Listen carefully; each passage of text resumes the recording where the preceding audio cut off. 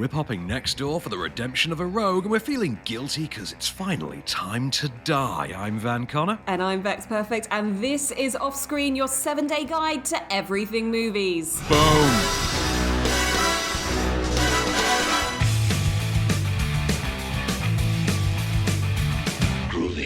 Hello and welcome to Off Screen, and let's keep it cinematic. And boy, you don't get more cinematic than a week when a new Bond movie comes out. And that's exactly what we're going to be talking about today. We're going to hold you in a little bit of suspense, though, because it's not going to be the first thing we talk about. We've got some other great movies on our slate for you this week as well. And we are kicking off with The Guilty, Van, aren't we?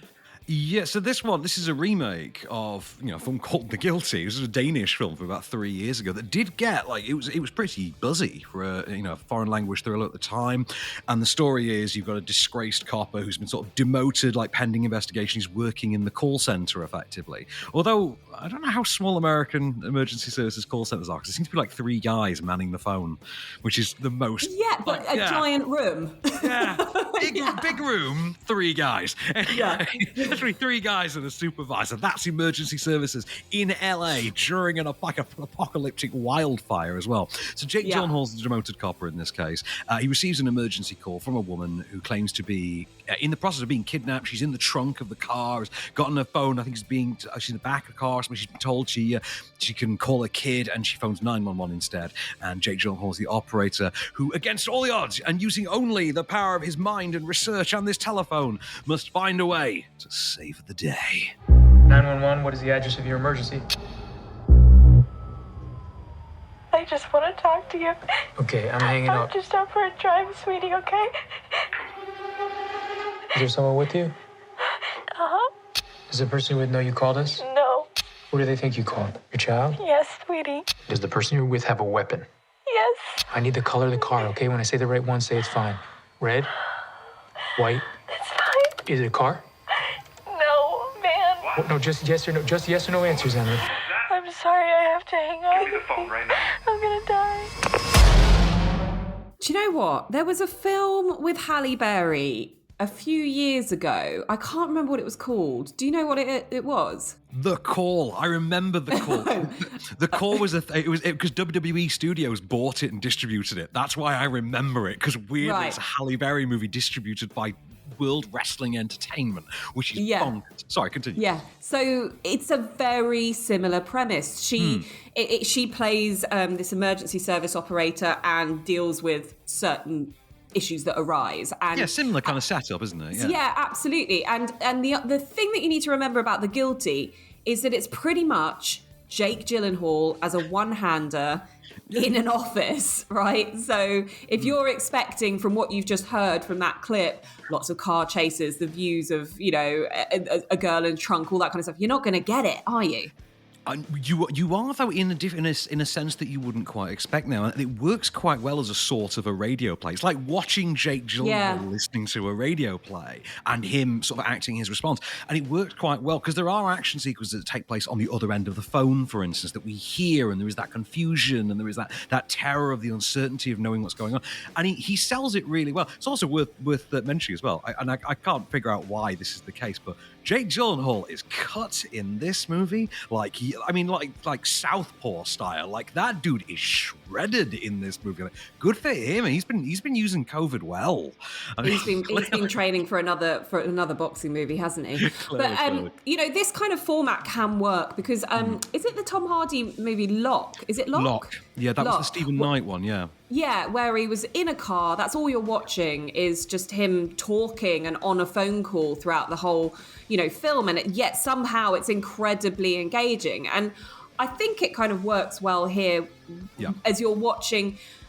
I wouldn't say desperation is the right word, but basically there's the frustration that he's been demoted. There's the immediacy of the fact that he's discovered this woman who is obviously in this situation. There's the desperation because all the patrol cars basically are following protocol and going, if you can't give me a solid, place to be, reason for moving, I can't get the sirens going and get this going. It's kind of this race against time to save her. And that's what gets that tension going, which I quite liked. There is that, and I think Gyllenhaal's great in it, and I think Antoine Fuqua directing, which, by the way, makes this a Fuqua film. I love that. His company is literally named Fuqua Films.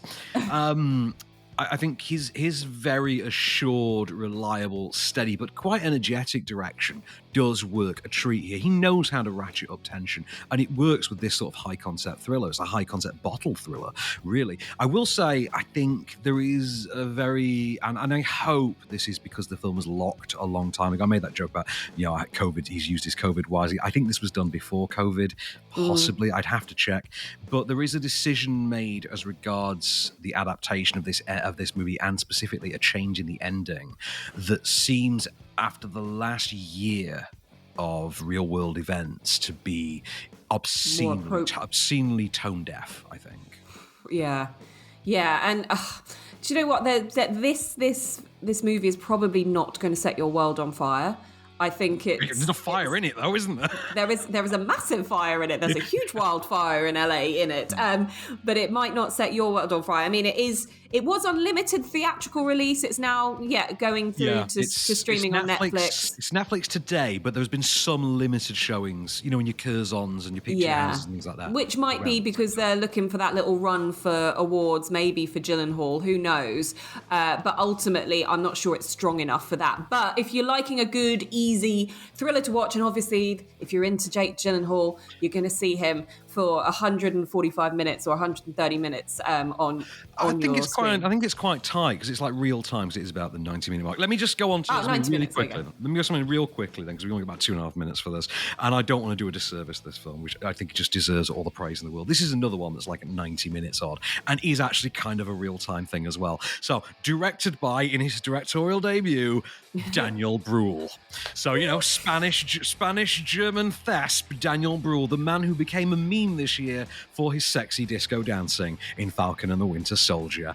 He stars here as well in his directorial debut as himself, imaginatively enough. It's the morning that he's got a big screen test for a new sort of a superhero-like movie where he plays a character called the Dark Man.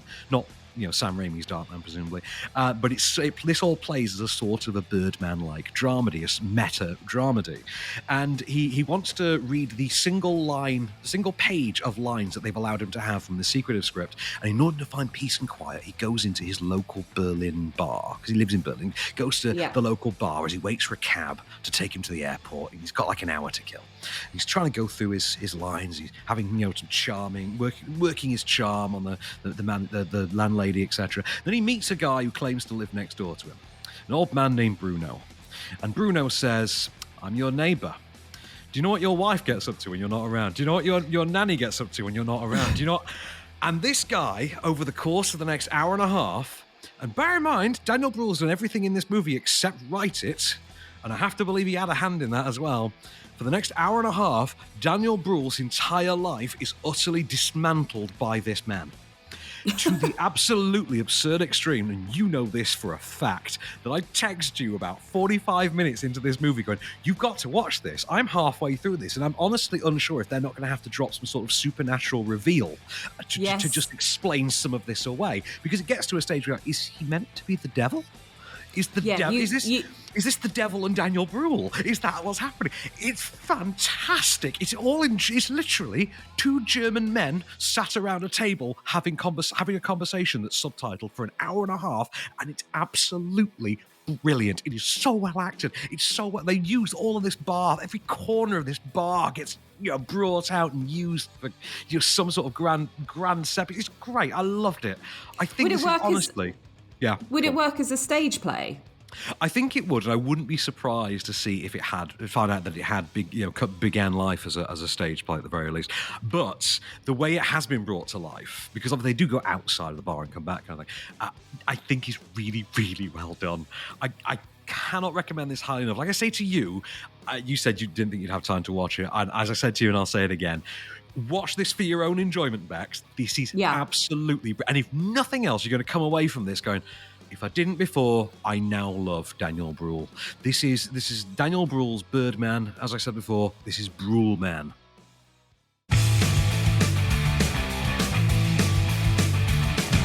Welcome back to Off Screen. So, we took you on a wild ride with Jake Gyllenhaal. We also took you on an even wilder, more bonkers ride with Daniel Bruhl. And now we are taking you on the ultimate ride, which is the Bond ride. It's the big one. We've been waiting. It's been delayed 3 times since April 2020. And now there is no time to die. And Van went and saw it. What did you think? I've complex answers. Let's just talk about the film first. Okay, so 5th time spoilers. out. No spoilers. No spoilers, naturally.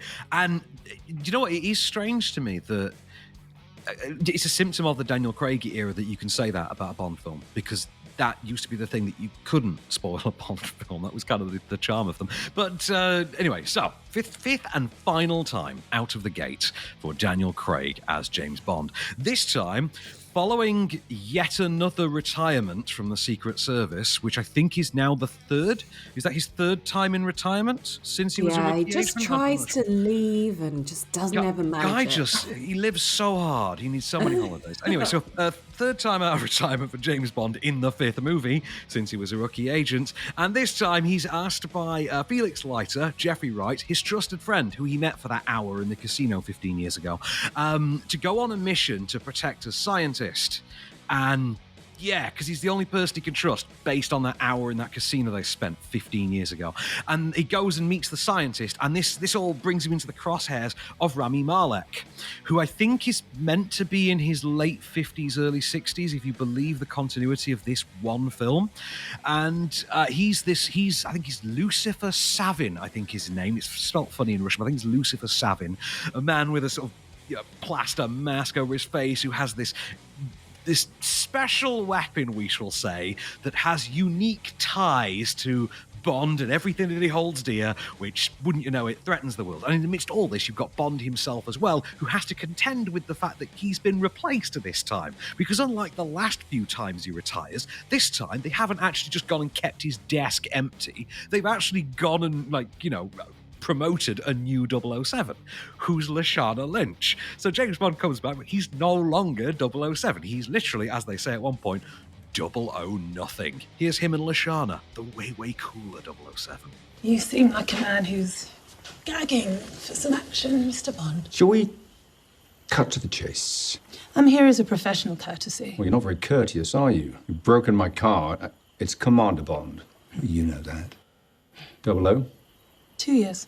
Very young. I achieved that. Oh, Jesus Christ. The world's moved on since he retired, Commander Bond. Perhaps he didn't notice. No, can't say I had. And in my humble opinion, the world doesn't change very much. You would say that. Look, this all seems like heaven. This little bubble, or whatever. Ooh, I quite like that little tete-a-tete. There's some spark, isn't there? There is some spark there, not just from her, and she's great. Like, for the first time that I can genuinely remember, when they've wheeled out the now requisite, these 2 Bond girls this time around are not your traditional Bond girls. These are the ones that do, that one that they do in the press every single time. And you're forced to sit there through a 5-minute interview with Denise Richards where she explains how a woman in hot pants named Christmas Jones is every bit Bond's intellectual and societal equal. That kind of garbage. Well, turns out Lashana Lynch, to a very, very small extent as well, Ana de Armas, actually live up to that hype. Lashana certainly does. She's great. And as you can hear in that clip as well, Daniel Craig, most comfortable he's ever been in this role. And I think that is a sign of his age. I think that's his age bringing him to that place, because like Bond in the film, he's in a very different place. Yeah, he's about to step into Benoit Blanc once again. That's the thing. Now you get the impression that Daniel Craig feels like he's appreciated because of Knives Out. Yeah. Because he actually has mainstream fans in Knives Out now. So you do feel like there's a confidence that's come with that he's brought to Bond. And it works. It does work. He's got, and as I've said before, he's got the most acting that any Bond has had to do in any of the movies, to be fair. Having said that, I still don't think this is a particularly good film for the same reasons I don't think Casino Royale, Quantum of Solace, or Spectre were particularly very good films, which is, I'm sorry, what's the goddamn point of the story?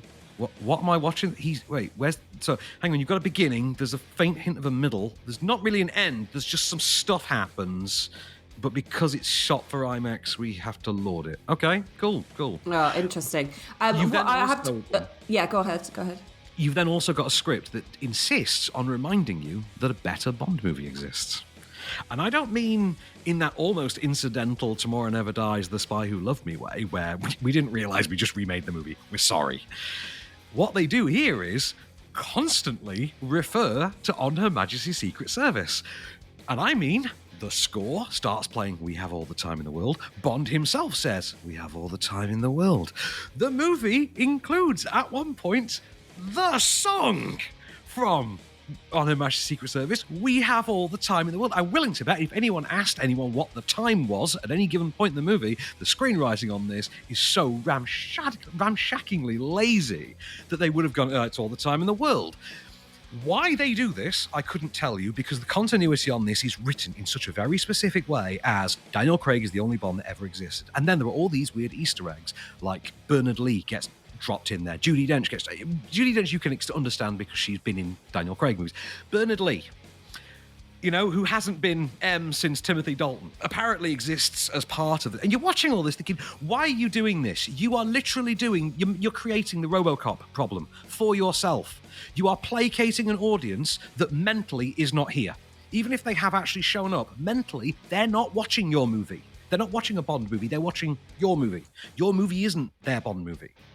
Why have you done this? And it's infuriating all the way through. You've got very, very shoddy writing as well that now falls back on this tried and tested archetype of you're the only person I can trust. You're my lifelong friend. You met for an hour 15 years ago, he screwed you over. 3 years after that, you met for an hour again. In fact, you met for literally 30 seconds, if memory serves, because it's literally done in the trailer, and you screwed him over. Your entire collective body of societal interaction is confined to an hour and 30 seconds of two instances of you screwing each other over. How does this work? Then there's Vesper Lind. Let's go back to Vesper Lind. If I were this hung up on a one weekend long hookup I had in Switzerland in the mid-noughties, you'd think I was clinically insane. But no, this is the defining character trait of James Bond, who, let us not forget, has now been 007 for a collective amount of time that was seen to amount for at most 2 or 3 years in a 20-year-long career, from which he went from rookie to retired agent or whatever the hell he's going to be, because I still can't tell you what the ending of this movie is. I've seen it, couldn't tell you what it is. And he's done all this having only done the job cumulatively for less time than most of us take to pay off an iPhone. Having said that, if you're a fan of Daniel Craig, you probably enjoy this. Well, there's not much more to say. I do have a plethora of questions, but actually we've run out of time because I've been ranting. I overran my own rule. I'm sorry. Let's move on, shall we? Guys, I think with Bond, it's each to their own. There are very varying reviews out there. So go see it out of curiosity, see what you make of it. Van, Devil's advocate, it delivers on the scope, it delivers on the scale, it delivers on the action. If you are a fan of the Daniel Craig movies, you're going to love this. It is not as good as Skyfall, probably not as good as Casino Royale, but it's definitely better than the other two. Okie dokie. Right, It does have a good song this time as well. Okay, good. That's why Billie Eilish is who she is. Right, so moving on to Redemption of a Rogue. Very different from Bond. Actually, yeah. It's a black comedy about a prodigal son who returns to his hometown to seek salvation from, I suppose, all of his sins. However, his dad passes away, leaves him with a number of things that he has to complete, and it all goes a bit wrong. Love is the only thing that can heal, Jimmy. You know, the cure to pain is pleasure.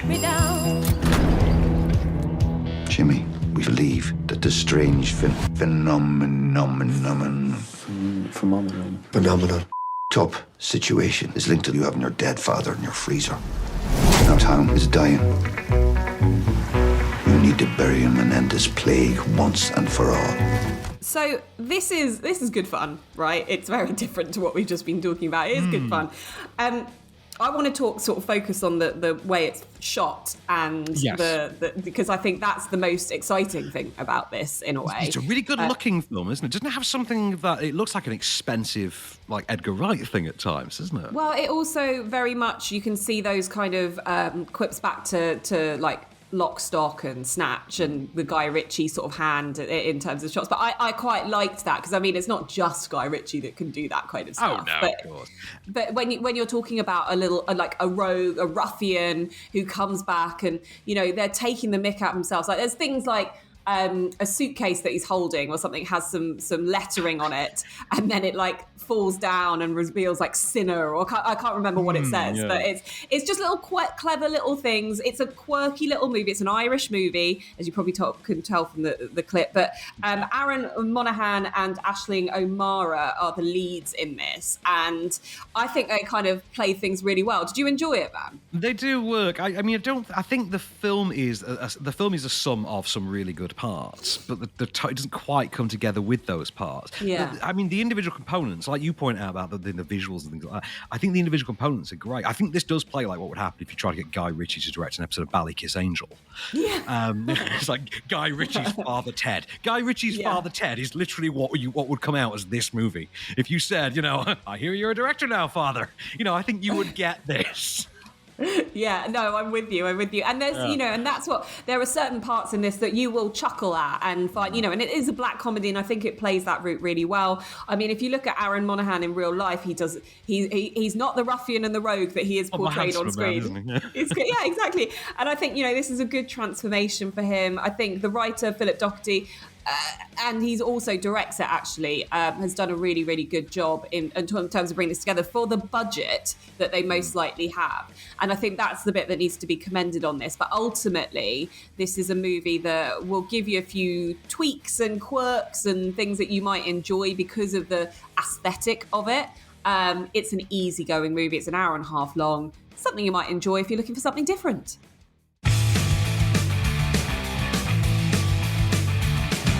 Welcome back to Off Screen, and this time we're keeping you on the couch, we're turning on the telly, we're putting our feet up, and we're seeing what's on Freeview for the next 7 days. And we're starting with a rollicking musical time for Saturday night, because on Channel 4, and this was quite quiet as well, Channel 4, 9 p.m. Saturday night is, I believe, the UK TV premiere of Rocket Man, Dexter Fletcher's 2019 Elton John musical biopic starring, it was Taron Egerton, wasn't it? Who starred? Yeah, it was. Yeah, Taron Egerton.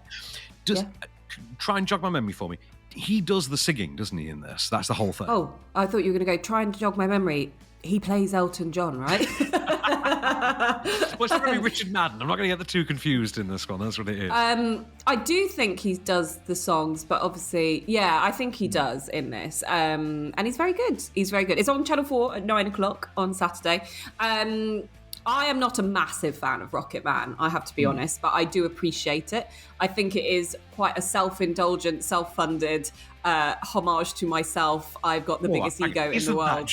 Isn't that just what comes with the expectation of anything associated with Elton John? It does. Obviously, yeah. No, it does. But when you look at award season and how Elton John courted every single award show, you kind of go, come on, guys, give us some Oscars, give us something. And he got nothing. And it's just interesting to show, because I don't think the film holds up to the marketing that he was pushing around it. So, yes, Taron Egerton, excellent in this. It's good fun. If you liked Bohemian Rhapsody, I would say the thing is that Bohemian Rhapsody is more linear than Rocket Man, and in its style. So Rocket Man goes very absurd and, bonkers in parts as they flash back to, I don't know, like there's a bit where there's lots of people crawling on the floor covering Elton John. It feels like much more musical theatre than Bohemian Rhapsody does, but that whatever floats your boat. I'm really wishing our clip was a bit less dramatic now. What's this? Number 11 in Italy. The song doesn't work. That's the problem. The record's coked out MOR. The problem is you have never understood me and what I have to go through. And you know what? I should have sacked you when you left me. I am glad I left you. It means I can maintain some objectivity in your self-indulgent, myopic little world. Get in the studio and make some music or don't. I don't care. Well, you will when your money runs out. Do your worst. In fact, take me to court. You signed contracts with me years ago, so I'll still be collecting my 20% long after you've killed yourself. As much as I think that Taron Egerton is brilliant as Elton John in this, and we all know that he was completely and utterly immersed in this role and it was brilliant. Richard Madden, Jamie Bell, for me, are the both scene very stealers. good, aren't they? Yeah, so look, Rocket Man, if you haven't seen it before, definitely worth a watch. there will be jazz hands. It will go down that route for you. It wasn't my cup of tea, but it might be yours. I actually enjoyed this to the extent that there were songs of Elton John's that I don't personally like, that I was actually just rocking along to. Like, I have no particular love of Saturday Night's All Right for Fighting. Even that, I was well and truly in it. But Saturday night, 9 p.m., I think it's a good one for the weekend, I think. But good one for a Sunday, Bex. Give me some. Oh, yeah, of course. It's Mean Girls. What do they wear on... Did they ever say what they wear on Sundays? It's easier if Mean Girls is airing on TV on a Wednesday, isn't it? Because you can wear pink. Yeah. Sundays, I don't know. ITV2, 9 o'clock, Lindsay Lohan. It's the Clueless of the 2000s, isn't it? It's the definitive girls movie. It's got a burn book in it. You know, you've got Amy Poehler being the cool mom, and there's just so much to this. And actually, it's got a musical number that I prefer to Rocket Man. So there's just Santa Baby. This is a film. Yeah, Santa Baby. Yeah. It is that one, or is it no? Yeah, it was. Yeah. Santa Baby, or was it rocking around? Jingle Bell Rock. Jingle Bell Rock. Do you know what, Van? You're just going to have to watch it on Sunday night. I am. I'm absolutely. Do you know what though? I'll tell you what. I won't be watching. I will not be watching Mean Girls 2, the direct-to-DVD sequel that every streaming platform seems to keep pitching me as if I would ever endorse it. I've already watched Road Trip to Beer Pong or whatever it was called. No, I'm not doing that again. But let's move on. Then. What have we got for Monday? So we've got Mean Girls for Sunday night, which I think is a good Sunday night movie. Monday. Oh, you picked another doozy here, Bex. So we've got. Is yet 2 months until the return of Keanu Reeves and Carrie-Anne Moss in The Matrix Resurrections. This week, ITV4 are showing, I believe, the trilogy over successive nights, starting with our pick on Monday night, ITV4, 10 p.m. It is, of course, The Matrix. I won't lie to you, Neo. Every single man or woman who has stood their ground, everyone who has fought an agent has died. But where they have failed, you will succeed. Why? I've seen an agent punch through a concrete wall. Men have emptied entire clips at them and hit nothing but air. Yet their strength and their speed are still based in a world that is built on rules. Because of that, they will never be as strong or as fast as you can be. What are you trying to tell me? That I can dodge bullets? No, Neo. I'm trying to tell you that when you're ready, you won't have to. I adore this movie. I still think the first Matrix is a benchmark of not just cinema but visual effects and even technology, just straight technology. Straight technology just had to be perfected. There were game-changing forms of digital photography and image manipulation that were literally invented for this movie. And so Monday night, 10 p.m. Like Bullet Time. Bullet Time, for instance, popularised by this. I know it had existed in other things, but this is one I think it's a good time to catch the trilogy. I think this week, ahead of the hoopla, because there's going to be a lot of hoopla. I think. Oh my God, I can't wait. I like you, Van. I think this came at a pinnacle time for us in terms of just growing up, like late teens. Like wanting to walk around in leather jackets and have a really oversized Nokia phone for no good reason because it was really rubbish. But this was amazing, and for me, it just made me just love movies even more. So ITV4, 10 p.m. on Monday is The Matrix. Moving on to Tuesday, Van swapped one of my picks out for this, and he's got a very good reason for it. My pick was Panic Room, right, which is also available on Tuesday. Van's pick for Tuesday is I Still Know What You Did Last Summer.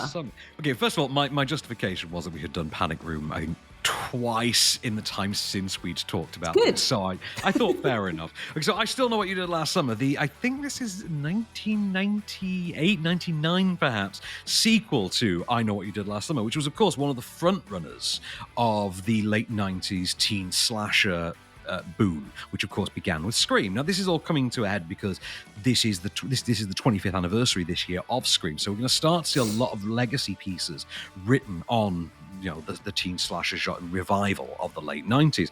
So this is the sequel to arguably the runner-up of that movement. The Kevin Williamson scripted I Know What You Did Last Summer series being made into an Amazon Prime series that drops this month, I believe, starring Madeline Eisman from Jumanji. This is, of course, the original roster with Jennifer Love Hewitt. This also stars Brandy and, is it Mekhi? I think Mekhi Phifer. Mekhi Phifer. Mekhi Phifer. This is the movie where Oh, and Freddie Prinze Jr., of course, is the sort of love interest. He's a returning character from the first one, as is Jennifer Hughes. You don't need to have seen the first one. Just know that there's a slasher after her for reasons. No one really cares. This is not a movie about plot. She goes on holiday with her college friends to a remote, I think it's like a Jamaican island. And whilst they're in this resort, there's a tropical storm, and wouldn't you know it, the killer comes by, looking to, reconnect, catch up, see how things have been, what everyone's been up to, and also, slash some throats. Also, for reasons that we just can't possibly go into, Jack Black is in this movie as a Rasta. So, see the movie for that. Of course he's going to get killed because it's a slasher movie and he's a white Rasta. See it for that reason. Just for that. But also, Mekhi Phifer drops a speech 2/3 of the way. He just drops a monologue 2/3 of the way through this movie while he's in a freezer. I think he's in a freezer. But it's just one of my favorite moments from a late 90s teen slasher movie. God bless him. His entire career, I will allow him to do whatever he wants just for this movie. Anyway, that's on the Horror Channel, Tuesday night. Wednesday night, we talked about this last week, as recently as last week, because of streaming. Selma is on BBC Two at 11:15. You know why we love this movie. Yeah. And we won't remind you again. As recently as last week, we talked about how great this was and how overlooked it was. But Thursday, Bex, you picked The Babadook, 9 p.m. on BBC 4. Yeah, I have, because I think this got a lot of hype about horror, and I think the horror genre is so hard to get a good movie out of it because it's been done in so many different ways that when a film like The Babadook comes along, it kind of reignites people's passion for horror again. Now, I know you're a massive horror fan and you enjoy movies like this. I'd be intrigued to see how passionate you might have been about The Babadook and if you enjoyed it. I think it's an exceptionally well-crafted film from Jennifer Kent. I think that I actually weirdly preferred her second movie, which I forget the name of. Babadook 2? No, she did one. Oh, it was really dark and really grim. I'll have to look it up. The Nightingale. Uh-huh. That was the one that had Sam Claflin as the really awful British officer in the penal colony. Was running through. Okay. It honestly was a horrible movie, but I preferred that to The Babadook. I think The Babadook is a really, really great movie, but I don't think it's Nightingale good. But see it for yourself. BBC 4, Thursday night, 9 p.m. Before, of course, Friday night, 11:25, the perfect one to go out to the weekend with Bex. I'm going to just defer to you on this one because I know this is going to be all you. It is Gwyneth Paltrow. It's 1998. It's that Aqua song. It's Sliding Doors. Well, that's the only reason why I chose it, for Gwyneth Paltrow's haircut and the Aqua song Turn Back Time. I mean, what more do you need to know? Every teenage girl have that haircut in 98. I will raise my hand to that and say, I definitely went in with the photo of Gwyneth Paltrow to my hairdresser and said, I want that. And they went, it's not going to work. And I was like, okay. First of all, nobody could pull that hair. Gwyneth Paltrow could pull that. Victoria Beckham tried and failed to pull that hair. Oh my God. Could pull that haircut off. Okay, yeah. Gwyneth ruled it. It was her Jennifer moment. It was her Jennifer moment. And you know what? This was also John Hannah's leading man moment as well, which I think is brilliant. Speaking of, under normal circumstances, etc., you're really nice and funny. My friend Anna thinks you're cute. Wait, hold. Your friend Anna thinks I'm cute? Your friend Anna thinks I'm cute? I just blew. Wait. 285 and the wrong girl. Helen, listen. Sometimes we are plonked into people's lives when they just need to be cheered up and reassured, and it turns out that for some reason it's your job. We don't know why. In your case, it's my job. But I'll be honest, the fact that I find you moderately attractive just makes the job easier in my part. My intentions are completely honourable. I have no desire to overstep the mark. Seriously. I prefer diamonds or sapphires. Sorry. I mean, he sounds like, for me, that could have been James McAvoy to anyone who doesn't know. like that was John Hannah, but that was the brilliant John Hannah there. The brilliant Gwyneth Paltrow. I can't remember if that came out before or after Shakespeare in Love. I think it was after. Before. Oh, really? I think it's just It might just be before. Because of the timing of the Aqua song, you remember it very specifically as to where it fell on the calendar. And then, of course, you remember award season with Shakespeare in Love kind of anchors that on the calendar. So, it was just before, it's just around that time. Anyway, amazing film from the late 90s. One that I think anyone that grew up with that haircut will always remember. Brilliant performance from both John Hannah and Gwyneth Paltrow. And definitely something that will wind up your week in style.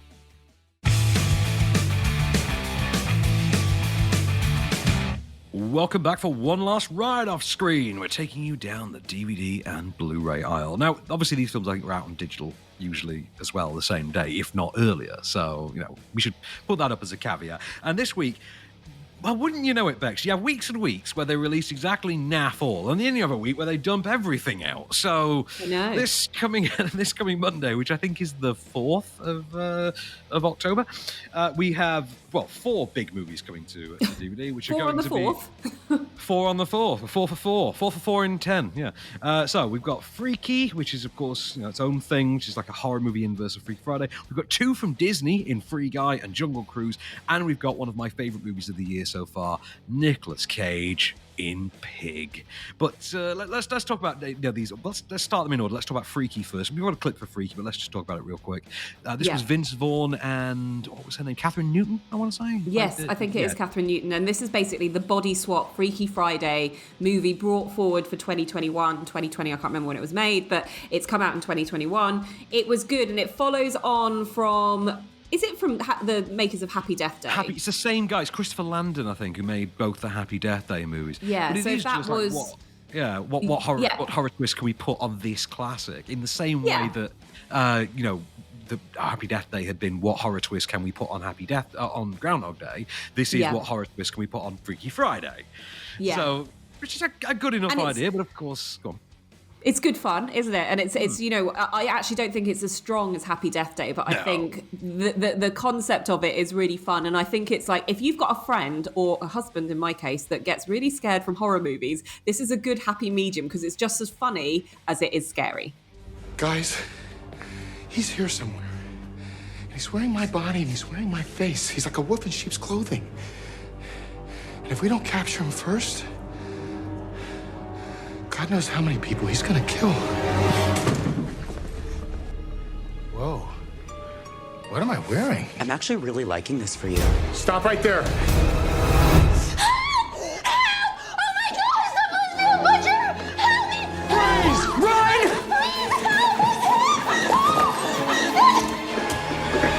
And okay, so I'm going to leave you with that. Like, you might be wondering why Vince Vaughn is such a slightly higher, softer pitched female voice there, but you'll have to watch the movie to find out. Moving swiftly on, actually, a movie that I saw for the first time quite recently, actually, and really enjoyed. It's Free Guy, which I hadn't seen a while back. I hadn't seen when everyone was talking about it, but I have to say, I watched this just the other night, and I chortled throughout this, and I really liked Jodie Comer in it. I really liked I can't remember what his name is, the guy from Stranger Things. I think the whole thing, I hated Taika Waititi in it actually, but I actually loved Ryan Reynolds and everything else about this. It's a really good sort of step into what if a video game came alive, a la Truman Show kind of feel to it. There is something quite Truman Show about it as well, isn't it? Yeah, you see how the real world sort of takes to him. There's something very Truman to that, absolutely. I hated Taika Waititi though, did you? Yeah, I found him, his presence didn't quite work in this. It wasn't funny. No. It wasn't funny, and it was try hard. It was really try hard in comparison to everything else that was so bonkers and out there, seemed very effortless. And that for me was really jarring. But overall, a really, really strong movie. And then the next movie we've got on our list as well, which I know, solid 3-star movie, I'd say, but good fun with The Rock and Emily Blunt, is Jungle Cruise. I enjoyed this. Okay, I'm just going to say, by the way, first of all, I'm taking this up to a 4-star because my boy Paul G is in this. Paul Giamatti is in this movie. Not only is Paul Giamatti in this movie, which always gets you an extra star from me, I don't care what the movie. If he wants to star in Cats 2, Fast and the Furious, I don't care. If it's Paul Giamatti, gets an extra star. And this has also got Jesse Plemons as mad German sub-captain, mad German villain.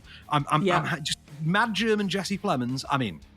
But what we do need to forget is the fact that Jack Whitehall is in this, because he is terrible. The thing is, though, because we just talked about John Hannah, he is just playing John Hannah in The Mummy, because this movie is just a straight remake of The Mummy. That's all they've done with this movie. That's their inventive thing, with a bit of Pirates of the Caribbean. But he is just playing it the way that John Hannah played The Mummy, is the sort of, wet fish slapstick brother, figure.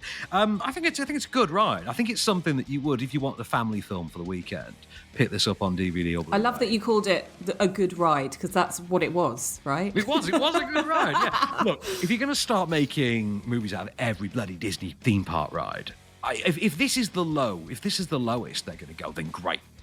I mean, as it stands, we actually know that the Pirates of the Caribbean sequels are as low as it can possibly go, but and I am putting that as lower than Eddie Murphy's Haunted Mansion, FYI.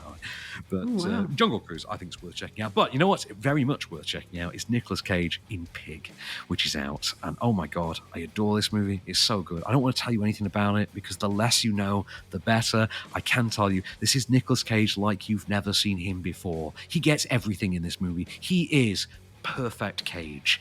This is Cage incarnate. It's such a brilliant movie. It's not one of his mental ones. If anything, think of it as a really cerebral John Wick. I think what we'd really like to see is a little bit of award appreciation for his role in this. Nice? It's very different. Wouldn't it be nice? Very unlikely, but wouldn't it be nice? But yeah, I agree with you. It's brilliant. If you do want to know more about Pig, go back to one of our earlier episodes. We do review it in great detail, and Van just basically fanboys massively more than he normally does on Nicolas Cage. So it's well worth. I drew the line recently with Prisoners of Ghostland, if you remember. Which I think you were just kind of keeping it balanced. Fair and balanced. Yeah. So let's move on to streaming. Of course. So. One of much controversy. I'm almost trepidatious to even discuss it nowadays. Black Widow comes to Disney Plus for all subscribers on Wednesday, the 6th of October. Next Wednesday. This, of course, coming on. Can we actually discuss it without a lawsuit? I'm not sure. I think we can. Yeah, I think we'll be the only people she's not suing. But go on. Okay, fine. Cool. Just wanted to check. But that's it, isn't it? So there's the whole lawsuit was, they put this on Disney Plus Premier Access, and she felt that they had screwed her out of, the performance bonuses that she was going to earn. And don't get me wrong, she was right, the film would have made more money. But the estimate that she gave Disney that this was going to earn, was it 1.27 billion dollars. So again, you're living in a dream world, Scarlett. You're living in an absolute dream world, darling. It was never going to happen. Not at all. Fair play to her. Try your luck. Try it by all means, and I hope she gets every penny because it's not like she's ever going to be in any more Disney Marvel stuff anyway. And they seem to want to keep working with her because they got that Haunted Mansion thing on the go. Like they're remaking. Funny enough, we were just talking about Jungle Cruise and Eddie Murphy's Haunted Mansion. That's getting not Haunted Mansion. Oh God, what ride is it that she's doing? Not Haunted Mansion. Haunted Mansion is Tiffany Haddish. I was going to say, it doesn't feel like a Scarlett Johansson one. Space Mountain. Oh my God. There's one of the rides that Scarlett Johansson is doing a movie for right now. Anyway, that's Wednesday the 6th on Disney Plus. Everyone gets to stream Black Widow. On Friday the 8th, though, on Netflix, an awards contender from last year that was perfectly timed, albeit completely accidentally, for the onset of lockdown, for early lockdown in March last year, was of course The Lighthouse with Willem Dafoe and Robert Pattinson, a black and white film in 3:4 ratio from Robert Eggers about two men in the 19th century who have to bunk up together in an old-fashioned lighthouse and who steadily go mad. Yeah, this was just what we needed. In early lockdown. Just what we needed to end the show as well. I mean, this is quite a pick. I did say to Van just before we came on air, and I was like, Van said, do you want me to swap the clips and play a clip for you? And put one in? I accidentally glossed over Black Widow, haven't I? Yeah, but you know what? I was like, surely there isn't a clip for The Lighthouse. And you were like, oh, don't worry, I found one. But we'll have to keep you in suspense because Van can't find one right this second. Or can you? Do you know what? Not only can I, but shall I? What you gonna do? Will you kill me? Will you? Will you kill me like you done that girl? I did! Liar! You murdering dog! 'Twas ye what changed the wind on us. 'Twas ye what damned us, dog, 'twas ye! Will you do what you wished you'd done to old Winslow? Will you best me then? For Winslow were right. Thomas, you're a dog! A filthy dog! A dog! Nope, that isn't your uncle doing Amdram at Christmas season. That is The Lighthouse. My wow. flatmate and I wanted just for kicks, when we started lockdown, we were going to actually set up the tripod and actually stage us doing a shot of the two of them sat across the table from each other in the lighthouse, like put it in black and white and just be like, lockdown's going well. Wow, what a movie. What a way to end the show. Guys, we've taken you on a wild ride. I know, we've taken you on a wild ride. We've said salut to Bond and sent him on his merry way. And I'm sure lots of you guys, by the time of listening to this, may have already seen it. So we'd love to know what your opinions are on this. There's a great selection of movies for you guys to check out, also on the small screen this week as well. And I think Van's favourite pick of the week is, of course, Next Door with Daniel Bruhl, his Birdman moment. Bruhl man.